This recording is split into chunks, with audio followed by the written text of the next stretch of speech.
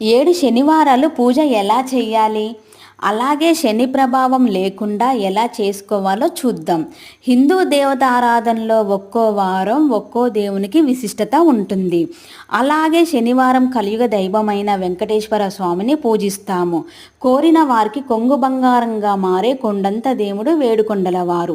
తిరుమలలో కొలువై ఉన్న ఈ తిరుమలేశుడు భక్తులను ఆపద నుంచి రక్షించే ఆపద్బంధువుడు, అనాథ రక్షకుడు. మన జీవితంలో శనిదేవుడి ప్రభావం వలన ఎన్నో కష్టాలు అనుభవిస్తూ ఉంటాము. ఆయన ప్రభావం మనల్ని ఎక్కువగా బాధించకుండా ఉండాలి అంటే వెంకటేశ్వర స్వామికి ప్రత్యేకంగా పూజలు చేయాలి. శనివారం ఉదయాన్నే లేచి దేవుడి గది శుభ్రం చేసుకొని వెంకటేశ్వర స్వామిని అలంకరించి సంకల్పం చెప్పుకోవాలి. ముందుగా బియ్యం పిండి, పాలు, ఒక చిన్న బెల్లం ముక్క మరియు అరటిపండు వేసి కలిపి చపాతీలా చేసి దానిని ప్రమిదలా చేయాలి. ఈ ప్రమిదల్లో 7 ఒత్తులు వేసి వెంకటేశ్వర స్వామి ముందు పెట్టి ఆవు నెయ్యి వేసి వెలిగించాలి. అలనాడు వైష్ణవులు ఎంతో శ్రద్ధగా శ్రీహరిని నియమనిష్టాలతోటి పూజించేవారని పురాణాలు చెబుతున్నాయి.